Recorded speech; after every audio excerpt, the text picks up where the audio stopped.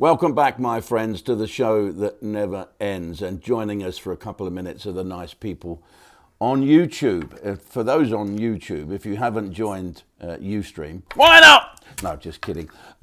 Sign up to Ustream if you can afford it. How can you afford not to? It's cheaper than a pint of beer a month. And it's cheaper than half a pint of beer in some pubs, I can tell you that. Don't you worry. Anyway, we're here now on YouTube for a little bit. So please press the thumbs up, whatever. And don't leave any nasty messages because we're sending the chaps round. Okay, I'll tell you what I want to talk about. I'm finishing off this tour now. I've got the summer to come. But I've got some great summer dates. Listen to this. You ready?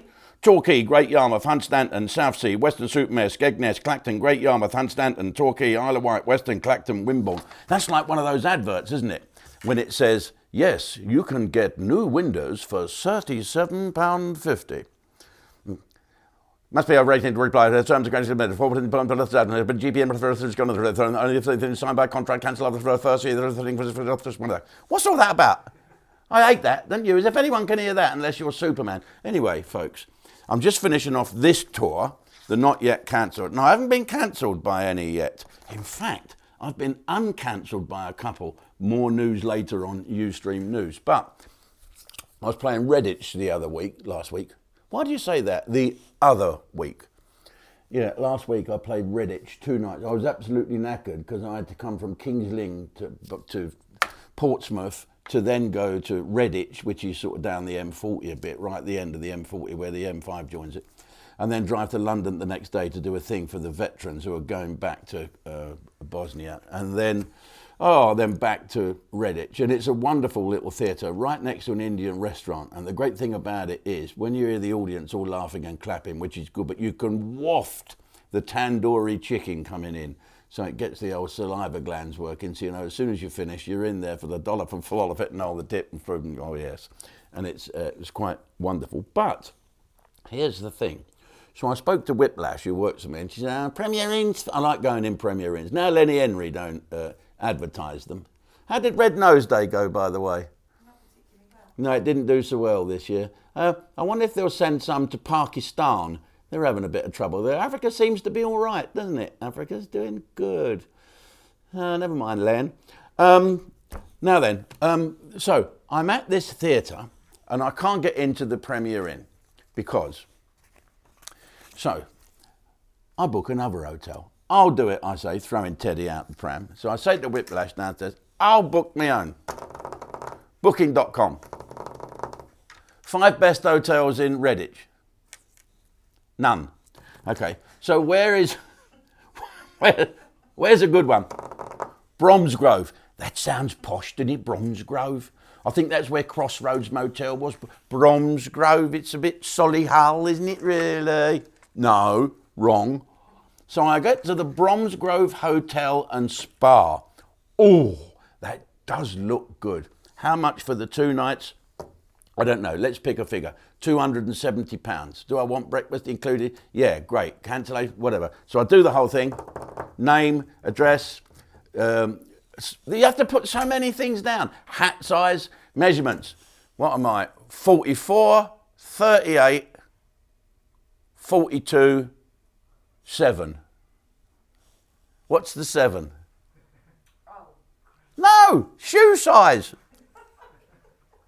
So anyway, so I fill it all in and I turn up at this hotel, which is about 6 or 7 miles from the Redditch gig. So I drive in, I thought, oh, this looks a bit grubby. So I go and park, and someone had parked in the disabled bay. That's my parking space.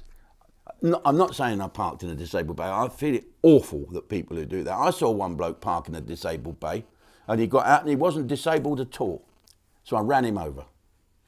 Well, and then he got up, dusted himself down and put a ramp at the back of his car and got a wheelchair out. Well, I didn't know, did I? And that's not my joke. That's the wonderful Lloyd Hollett. Feeling for you, Lloyd, at the moment, mate. So moving on. So I park up in this hotel and I carry my bag in the pouring rain into the hotel, past 2 people on the door that had the funny things. You know, them doorman people. I thought, aye. So I walked in and eventually this freckled thing came, a little bloke came to see me And he said, I never forget this. I stood there with my bags, and he said, checking in? No, I said, I just thought I'd come in and have a little look around. Name, Jim Davidson. Second name, Davidson. First name, Jim. Have you booked? Yes.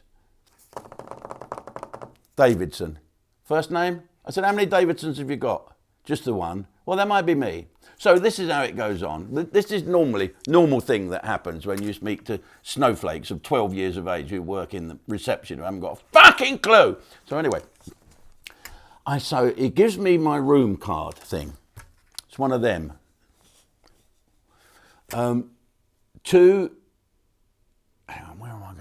277. So I look at him, being dyspepsia, having this Coca-Cola-y, I've seen 227. So I pick my bag and I say to the bloke, where is it? He said, it's down there, through the door, and up 2 flights of stairs.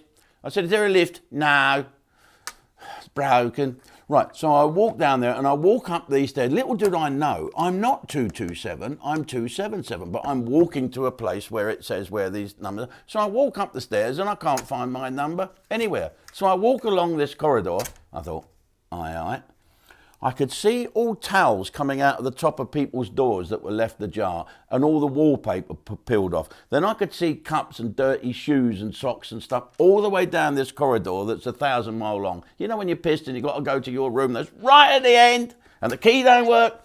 So I had a bit of that. But then I noticed there was people running in and out of doors, kids, and they were people who didn't look like me. And I thought, what is going on here?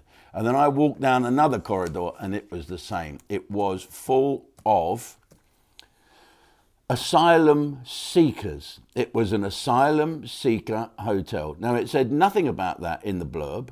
It said nothing whatsoever about that. And quite frankly, anyone who comes here to complain is a heartless bastard and a racist. Well, this heartless bastard and racist was pissed off that I wasn't told it was an asylum seeker hotel. So I go back to the lobby where I bump into a man who I would say of Asian origin, who was a lovely managerial looking man.